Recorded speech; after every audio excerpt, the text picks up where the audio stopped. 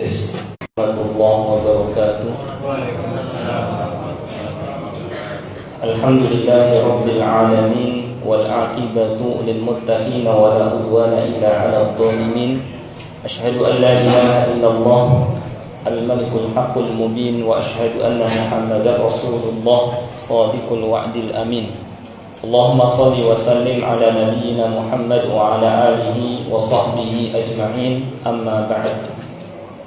Pertama kita panjatkan puja dan puji syukur kehadirat Allah Subhanahu wa taala yang terus melimpahkan kepada kita semua, terutama adalah nikmat Islam, demikian pula nikmat taufik dimudahkan kita oleh Allah Subhanahu wa taala untuk dapat mengisi bulan Ramadan dengan berbagai macam amal soleh.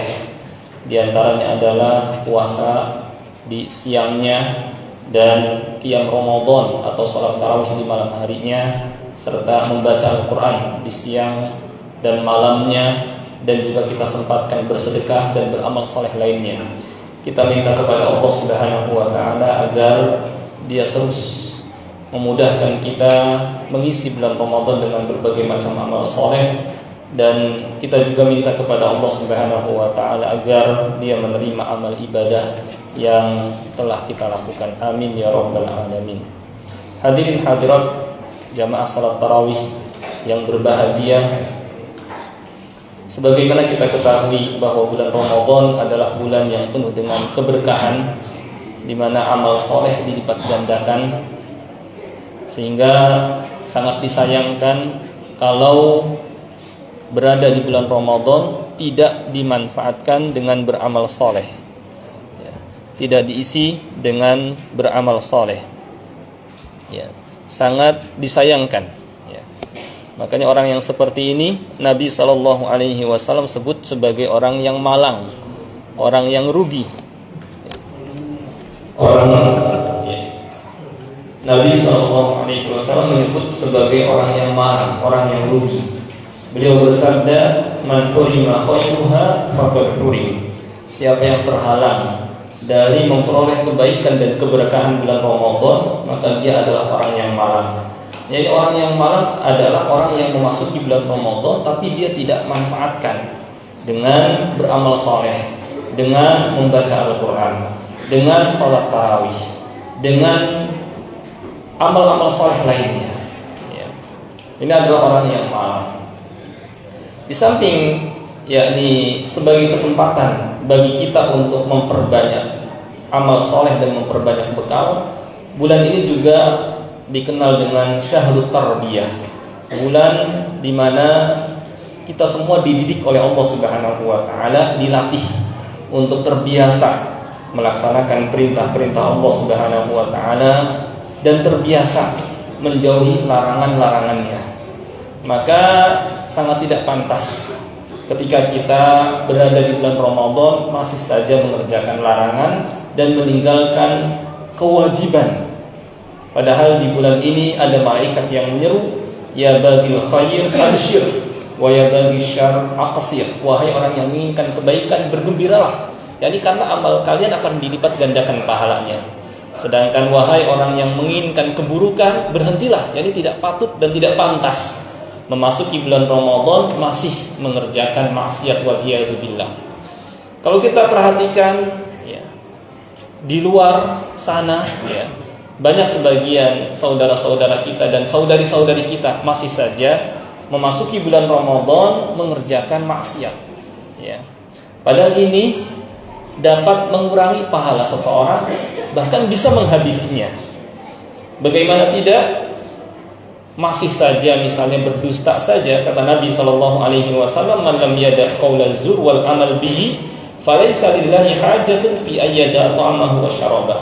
Masih saja berdusta pada bulan Ramadan, Allah enggak butuh dia meninggalkan makan dan minumnya. Yani Allah Subhanahu wa taala tidak memberikan pahala terhadap puasanya. Makanya kata Nabi SAW, "Rubba sha'imin falaysa lahu min siyamihi illa al-ju'." Banyak orang yang berpuasa dia tidak memperoleh pahala dari puasanya selain lapar saja dan haus saja. Maka jangan sampai kita seperti mereka yang yakni tidak mendapatkan pahala dari puasa yang dilakukannya, padahal dia sudah menahan diri dari makan, minum dan syahwatnya dari mulai terbit fajar hingga tenggelam matahari. Maka di samping kita meninggalkan hal yang membatalkan puasa, demikian juga hendaknya kita tahan diri dari melakukan maksiat. Dan jangan sampai masuk di bulan Ramadan masih melakukan maksiat. Banyak maksiat yang dilakukan. Yang laki-lakinya misalnya sampai meninggalkan sholat, waliyadzubillah. Padahal meninggalkan satu sholat saja, seperti sholat asar ditinggalkan, kata Nabi SAW, man taraka sholatal asri faqad habita amaluhu. Siapa saja yang meninggalkan sholat asar, hapuslah amalnya. Lalu bagaimana apabila dia meninggalkan semua sholat? Lebih hapus lagi, lebih tidak diterima lagi amal solehnya, termasuk puasanya. Bahkan Allah Subhanahu wa ta'ala berfirman, wa ma mana'ahum an tuqbala minhum nafaqatuhum illa annahum kafaru billahi wa bi rasulih wa la ya'tuna shalah. Dan tidak ada yang menyebabkan ditolak infak mereka, termasuk amal-amal soleh mereka, melainkan karena mereka kufur kepada Allah dan Rasulnya, dan karena mereka meninggalkan sholat. Menunjukkan bahwa meninggalkan sholat bisa menjadi penyebab amal seseorang sia-sia. Maka jangan sampai masuk di bulan Ramadan kita hanya berpuasa tapi nggak sholat. Harus sholat. Di samping mengerjakan sholat, hendaknya juga kita mengerjakan dengan berjamaah. Ketika azan dikumandangkan, hendaknya kita hentikan aktivitas kita. Yang bekerja bisa berhenti dulu, yang sedang bersenang-senang, yang sedang bermain dengan temannya berhenti dulu.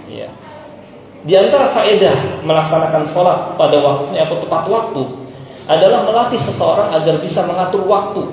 Kapan saatnya dia beribadah, kapan saatnya dia istirahat, kapan saatnya dia harus makan misalnya, dan meninggalkan sholat dengan berjamaah pada waktunya, pada saat dikumandangkan, membuat seseorang tidak bisa mengatur waktu dengan baik. Maka nggak usah heran misalnya sebagian mungkin remaja-remaja kalau sudah di hadapan game misalnya, kadang keterusan sampai berjam-jam, sampai lupa dengan ibadah, sampai lupa istirahat. Ini karena apa? Tidak dilatih dengan terbiasa melaksanakan sholat berjamaah.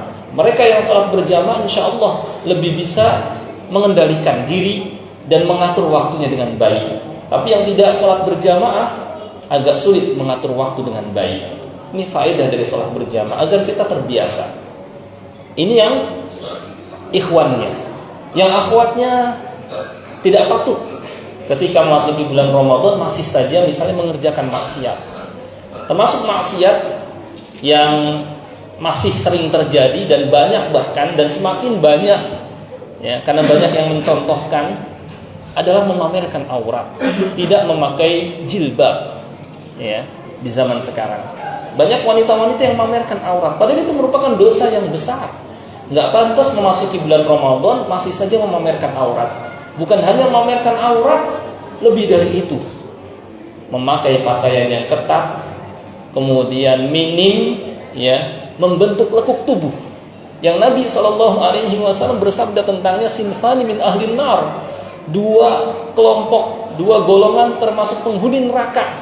Lam arahuma, yang pada saat ini, pada saat beliau masih hidup dahulu, beliau belum menyaksikannya, tapi bakal ada, bakal ada di kemudian hari. Ternyata demikian.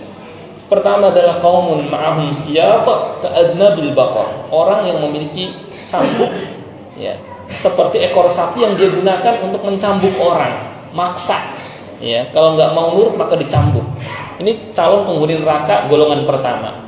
Yang kedua adalah wanisaun kasiyatun ariyatun ma'ilatun mumilah, wanita yang berpakaian tapi telanjang. Apa maksud berpakaian tapi telanjang? Ada banyak tafsir dari para ulama. Di antaranya dia berpakaian tapi seperti tidak berpakaian. Bisa karena transparan, bisa juga karena ketat membentuk lekuk tubuh. Apalagi di samping ketat membentuk lekuk tubuh, minim juga. Nabi SAW menyebutnya sebagai sinfan min ahli nar, termasuk penghuni neraka, waliyadzubillah. Kalau dia meninggal dalam keadaan seperti ini, maka dia akan menjadi penghuni neraka, waliyadzubillah. Di neraka dia apanya? Dibakar. Na'udzubillahi min dzalik. Ya, terkadang banyak wanita-wanita yang merasa ya nggak apa-apa, masih lama kali meninggal, nanti sajalah saya mulai mendekatkan diri kepada Allah kalau saya sudah lanjut usia. Jangan tunggu nanti, karena kematian tidak melihat orang yang dijemput, tidak harus tua, yang muda pun bisa, dan tidak harus sakit, yang sehat pun bisa. Maka hendaknya kita terus dalam keadaan bertakwa kepada Allah Subhanahu wa taala, agar dalam keadaan yang dijemput oleh kematian dalam keadaan husnul khotimah. Jangan sampai kita dicabut dalam keadaan su'ul khotimah. Termasuk su'ul khotimah adalah dalam keadaan berbuat maksiat, memamerkan aurat, melepas jilbab.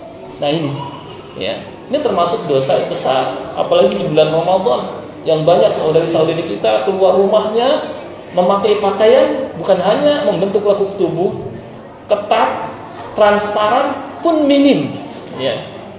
Dari mulai dulu mungkin hanya setengah betis, naik selutut, naik lagi setengah di atas paha, dan seterusnya. Ini dosa yang sangat besar, bukan dosa kecil, karena ancamannya neraka.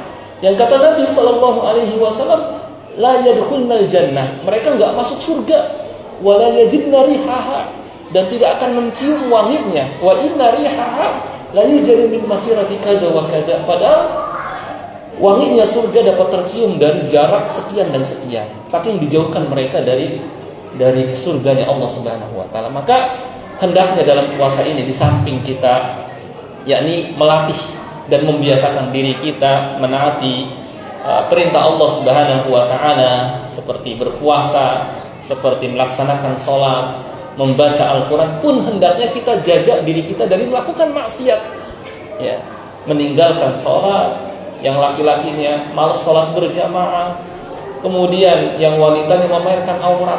Nah ini dapat menyebabkan mengikis pahala puasa seseorang, ya. Semakin banyak maka semakin semakin terkikis dan berkurang, dan bisa habis pahala puasa yang dia kerjakan, ya. Nah inilah mungkin sedikit mengingatkan baik kepada diri maupun kepada jamaah sekalian. Mudah-mudahan Allah Subhanahu wa taala memberikan kita taufik dan hidayahnya untuk terus dapat melaksanakan perintah Allah, menjauhi larangannya, istiqamah di atas agama sampai kita menghadap Allah Subhanahu wa taala. Wallahu a'lam, wa sallallahu ala nabiyyina Muhammad wa ala alihi wa sahbihi wa sallam. Walhamdulillahirabbil alamin. Wassalamu alaikum warahmatullahi wabarakatuh.